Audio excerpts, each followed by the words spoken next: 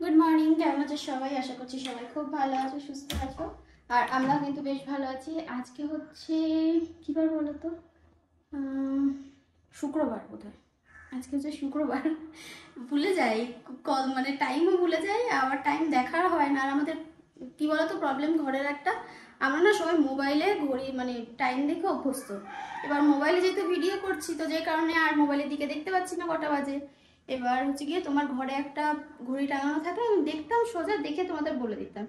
কবে থেকে ভাবছি একটা ঘড়ি কিনবো কিনবো, সে আর যাওয়াও হয় না, কেনাও হয় না, এই হয়ে যায় প্রবলেম। তো সকালবেলা বরকে স্নান করালাম, স্নান করিয়ে ওকে রেডি করিয়ে নিচের ঘরগুলো সুন্দর করে মুছে পরিষ্কার করলাম, চাদর পাল্টালাম। ঘরগুলো না মানে একটু অগোছালো হয়েছিল। মা সকাল থেকে ওপরে ওদের টিফিন টিফিন করে দিয়েছে, পারেনি, তো আমি ঘরদোর মুছে গুছিয়ে দিলাম। আর আমাদের ওপরের তালা আমি সকালবেলা উঠে আগে এসে মুছেছি, কারণ জানি পরে আর আসা হবে না, সেভাবে মোছা হবে না।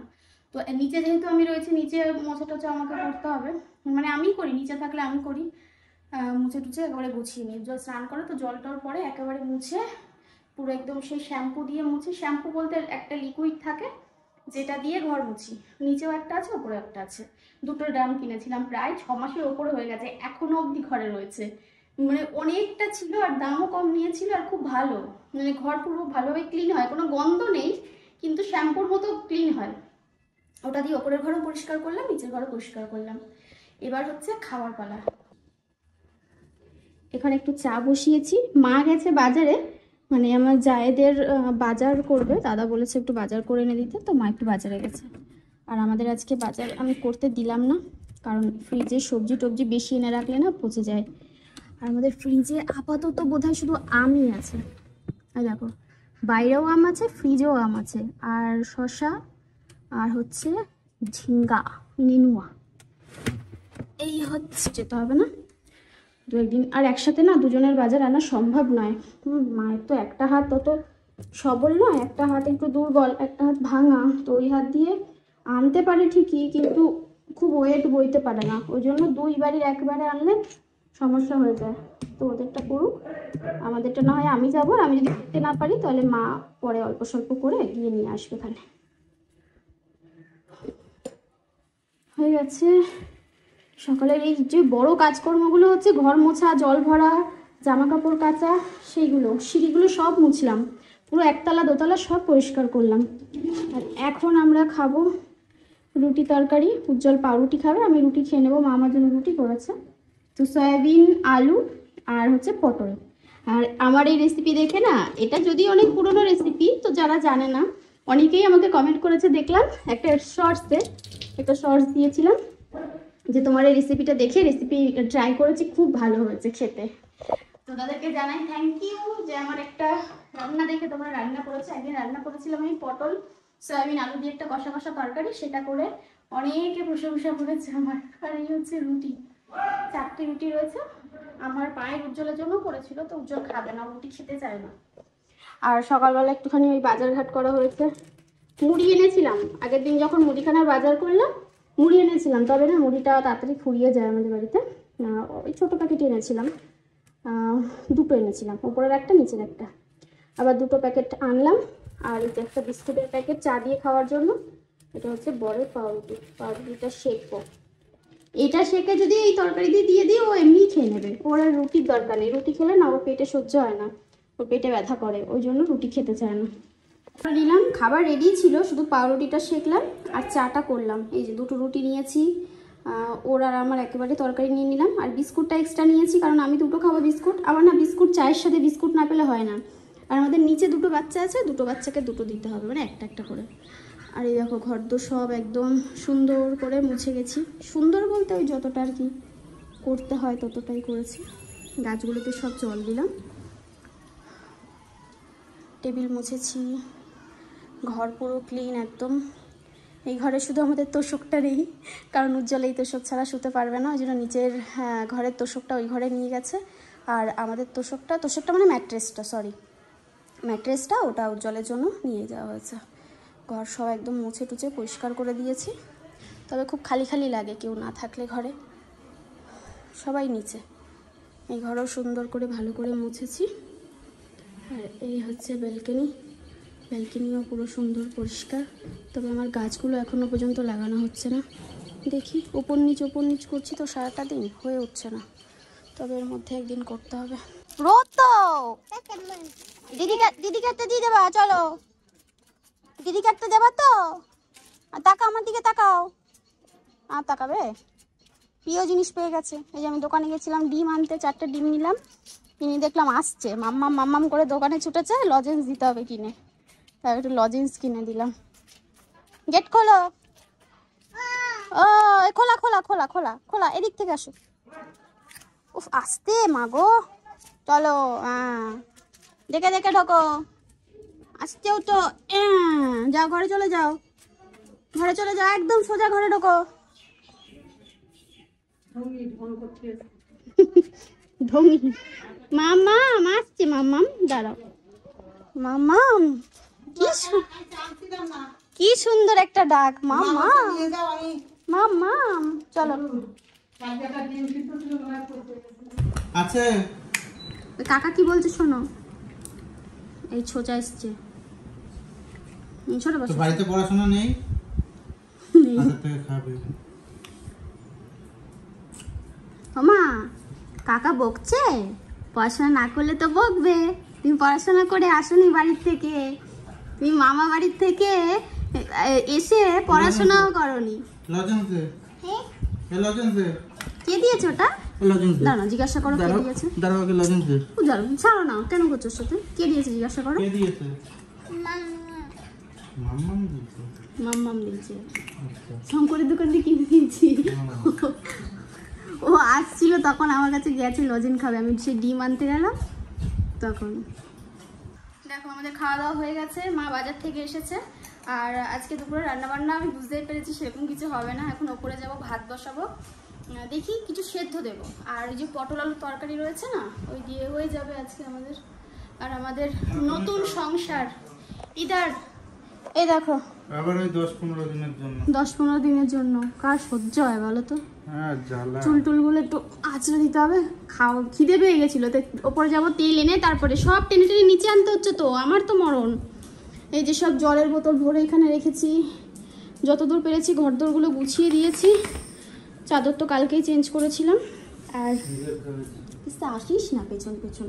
খানিকটা কুকুরের তাড়া খেলো, ওরা যে ঘেউ ঘেউ করেছে, ও ভয় পেয়ে ঘরের মধ্যে ঢুকে গেছে জানো না, এত মানে সে সাহসী। এই যে এই জায়গাগুলো সব মুছলাম, ওয়াশিং মেশিনে জামা কাপড় কাচা এখানে রেখেছি। উপরে যাব এখন মেলতে। আর উঠোন টুটন সব পরিষ্কার করলাম, ঝাড় দিলাম, মানে যতদূর সম্ভব আর কি। এখানে ওদের কিছু জামা কাপড় মেলা আছে। আর এই হচ্ছে ঘরের অবস্থা। এখানে দরজাটা কেনা হয়েছে, এটা বোধহয় দিদির বাড়িতে যাবে। আর এই ঘরটাকেও ভালো করে ক্লিন করলাম, কারণ স্যার ম্যাডাম পড়াতে আসলে তো ওই ঘরে পড়ায়। এবার ওই ঘরে তো উজ্জ্বল রয়েছে, এবার উপরে আবার এসি খারাপ, জানি না, দেখি উপরে আবার সে ম্যাট্রেস নেই, ছোটো ঘরে পড়াতে হবে। তাহলে এই ঘরেই হয়তো পড়াবে। এবার দেখা যাক কোথায় পড়ায়, মানে ম্যাডাম আসলে এই ঘরেই পড়ায়, অসুবিধা হয় না। এবার স্যার কোথায় পড়াবে আমি জানি না। আজকে স্যারের পড়া আছে। ওই ঘরে যে চাদর চেঞ্জ করলাম, এই চাদরটা চেঞ্জ করিনি, একটাই চাদর খুঁজে পেয়েছি, ওই যে শুধু ওইটাই করলাম খাটের ওপরে যেটা। আর ঘরের কোনা কোনা সব পরিষ্কার করে, নোংরা নোংরা পরিষ্কার করে ঝাড় দিলাম। এখন একটু তাও মানুষ মানুষ লাগছে দেখতে, বুঝেছো? আমাদের ওপরের একটা চাদর চেঞ্জ করেছি, সেটা কাচবো। নিচে নিয়ে গেছি, প্রচুর জামা কাপড় আমারই হয়েছিল, তারপরে সেখান থেকে জামা কাপড় কিছু বাদ দিয়েছি। ওরা তুলেছে আজকে, মানে ওয়াশিং মেশিনে দিয়েছে 3খানা চাদর, একসাথে 4টে চাদর, আমার একটা, ওদের 3টে। কাচা তো সম্ভব নয়, জামা কাপড়ও রয়েছে, কিছু জামা কাপড় রাখলাম কালকে কাচবো। ওদের 2টো চাদর বাদ দিয়ে রাখলাম, আর ওদের একটা চাদর, আমাদের একটা চাদর কেচেছি। আর তারপরেও এতগুলো জামা কাপড়, কারণ কোয়েলের স্কুলে জামা কাপড়, তারপরে পরা জামা কাপড় আমাদের রয়েছে, সবারই রয়েছে টুকটাক, সেগুলো তো কাচতে হয়। তো ওই জন্য কেচে দিলাম। এই চাদরটা কেচেছি আমাদের, আর ওদের হচ্ছে এই চাদরটা কেচেছি। ব্যাস সব জায়গায় মিলেছি, মানে পুরো অন্ধকার, এখানে দেখা যাচ্ছে না মুখ। আর এমনিতেও বাইরে অন্ধকার হয়েছে, বৃষ্টি আসবে বোধহয়, মেঘ মেঘ করেছে। চলো রান্না বান্না করি। মা আবার আম এনেছে, আম সত্ত্ব দেবে, ঘরে আম ফুরাচ্ছে না। আর এদিকে আম আনতেই রয়েছে, এখানে আবার আম এনেছে, আম সত্ত্ব দেবে বলে। আমগুলো কত সুন্দর দেখো, বড় বড় আম, দেখেছো? এই আমাদের বাড়িতে কিন্তু ঝগড়া লাগেনি, ওই পাশের বাড়ির এক মহিলা সকাল থেকে উঠে যদি চিৎকার করে, প্রত্যেক দিন। এই দেখো ডাটা এনেছে মা, আবার ডাটা কালকে হবে বোধহয়। আর এখন উচ্ছে ভাতে দেবো আমি, আর আলু ভাতে, উচ্ছে আর আলু ভাতে দেবো। এটা দিয়ে ভাত হবে, মানে খেয়ে নেবে দুপুরে। আর এখানে পটল আলুর তরকারি আছে, হয়ে যাবে দুপুরে দিয়েছি। আর এখানে দেখো বড় বড় উচ্ছে, আজকে উচ্ছে না তো কি বলে, করলা, যে খাওয়া নিয়ে কথা। আর লঙ্কা ভাতে দিয়ে দেবো, বা লঙ্কা ভেজে নেবে।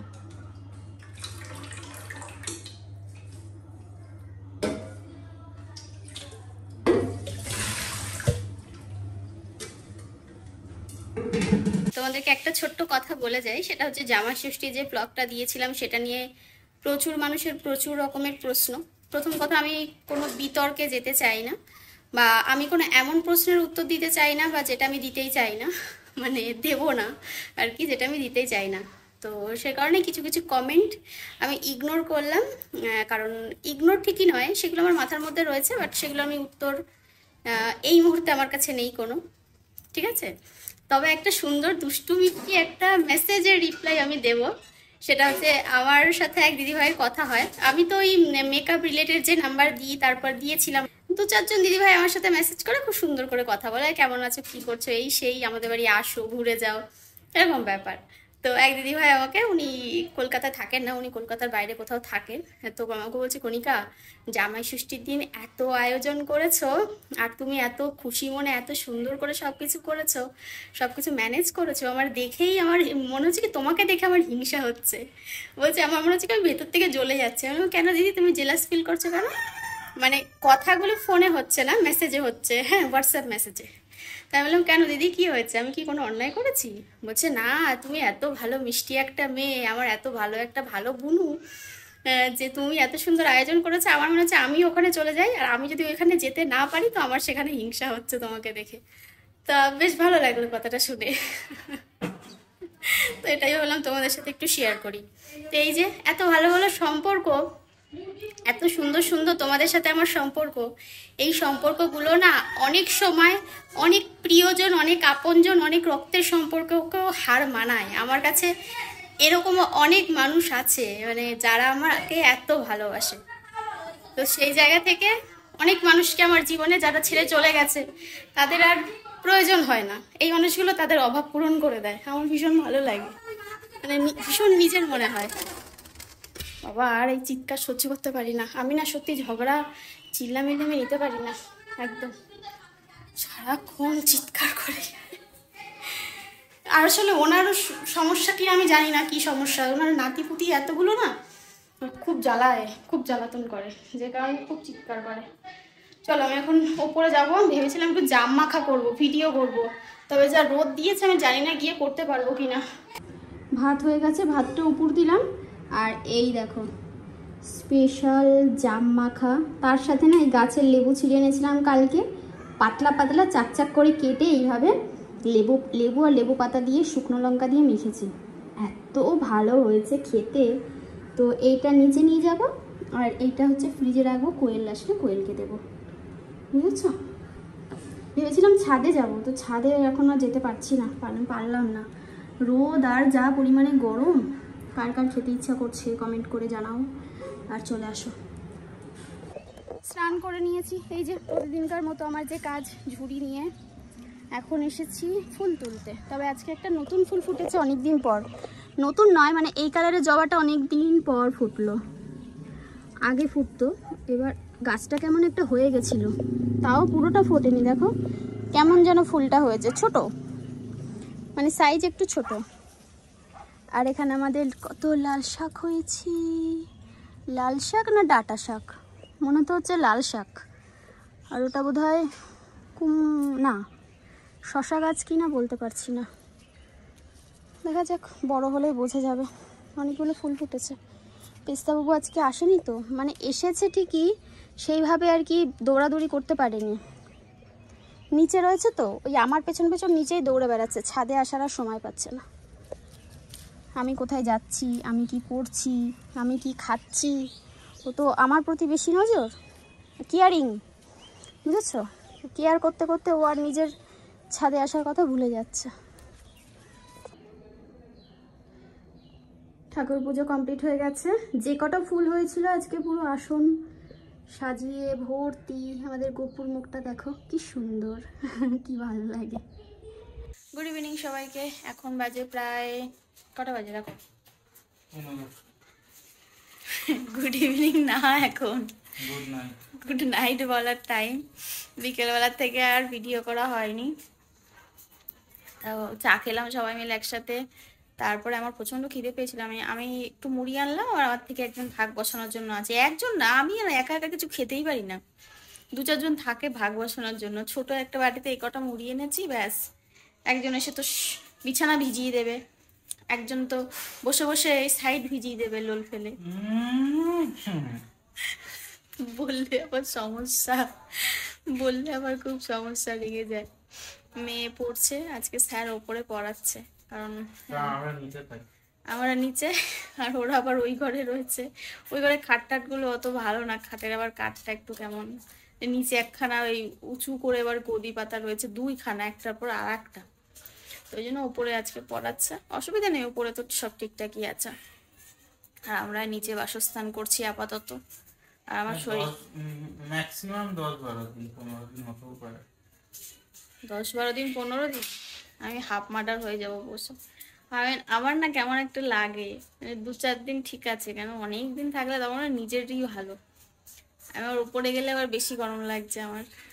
পিসিবি ওরা আজকে সবে কমপ্লেন করেছে, ওদের কোম্পানি পিসিবি এবার আসবে, দেখবে, আসতে সময় লাগবে, তারপর আবার নিয়ে এইবারই আসবে। আগের বার তো মিনিমাম 5-6 আগে দেখবে লেগেছিল। ক্ষতস্থানটা কিরকম আছে, কত লাগিয়ে দেখবে যে আউটডোর তো চেঞ্জ হয়েছে, এবার ইনডোর ঠিক আছে কিনা। যদি ইনডোর না ঠিক থাকে তাহলে একখানা চালান লিখবে, চালান লিখে আমাকে ধরিয়ে দিয়ে যাবে। আমি এটা মোটা মোটা অঙ্কের টাকা, ক্যাশ চাইয়ে, ক্যাশ। যেরকম আমার চালান এসেছিল, এই বছরে আবার একটা চালান। না, আগের বারে চালান আসেনি তো, আগের বারে শুধু বাইরেটা ঠিক করে দিয়েছিল, ভিতরটাও করেছিল। কি কি কোন দিকে থাকো? ও, আমি ভাবলাম, তাহলে ভাবো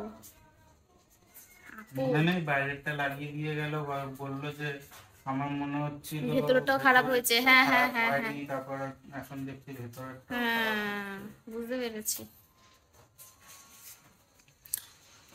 ছল চাতুরি করে দিল আমাদের সাথে।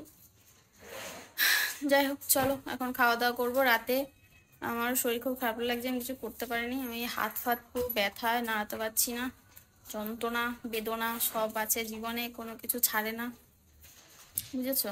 সবাই বেশি ভালোবাসে, তাই জন্য কেউ ছাড়তে চায় না। ওকে ছেড়ো না।